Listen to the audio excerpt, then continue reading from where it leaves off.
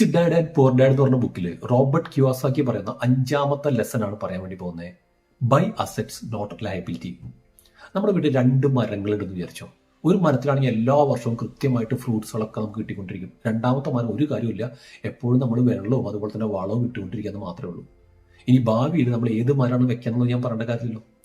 ഞാൻ അതിനെക്കുറിച്ച് ലൈവായിട്ട് അല്ലെങ്കിൽ റിയൽ ആയിട്ടൊരു എക്സാമ്പിൾ ഞാൻ പറഞ്ഞുതരാം. അത് 1991 കുവൈറ്റും ഇറാഖും വാർ നടന്ന ഓർമ്മയുണ്ടല്ലോ. അപ്പോൾ ആ സമയത്ത് കുവൈറ്റിലുള്ള ആൾക്കാരൊക്കെ നാട്ടിലേക്ക് രക്ഷപ്പെട്ടു. പക്ഷെ കുറേ കഴിഞ്ഞിട്ട് അമേരിക്ക അത് ടേക്ക് ഓവർ സമയത്ത് അമേരിക്ക പറഞ്ഞു, നിങ്ങൾക്ക് നഷ്ടപരിഹാരം വേണമെന്നുണ്ടെങ്കിൽ ചോദിച്ചാൽ മതി തരാമെന്ന് പറഞ്ഞു. അപ്പോൾ എന്ത് സംഭവിച്ചു?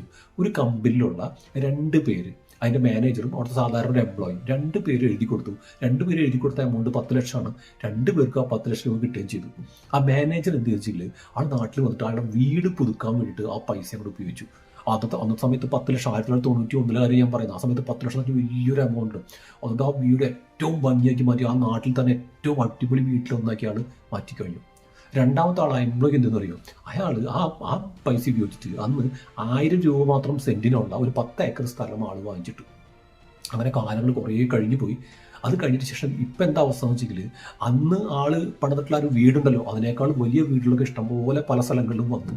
അപ്പോൾ ആ വീടിന് വലിയ കാര്യമായിട്ടുള്ള പ്രാധാന്യം ഇല്ലാണ്ടായി മാറി. എന്നാൽ രണ്ടാമത്തെ ആളുടെ ആ ഒരു എമൗണ്ട് പിന്നീട് കോളേജുകാർ ആ ഒരു സ്ഥലം വാങ്ങിച്ചപ്പോൾ 2 ലക്ഷം രൂപ സെന്റിനാണ് വാങ്ങിക്കുന്നത് എന്ന് പറഞ്ഞാൽ 20 കോടി രൂപ ആൾ കിട്ടി. ആളെ ലൈഫ് മുഴുവൻ സെറ്റിലാവാൻ ആൾക്കത് ഉപയോഗിക്കാൻ വേണ്ടി പറ്റി.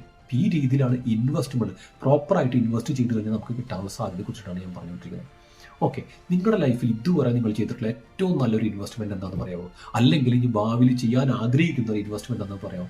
ജസ്റ്റ് താഴെ കമൻറ്റിലൊന്ന് ടൈപ്പ് ചെയ്താൽ മതി. ഓക്കെ, അടുത്ത വീഡിയോയിൽ നമുക്ക് വീണ്ടും കാണാം.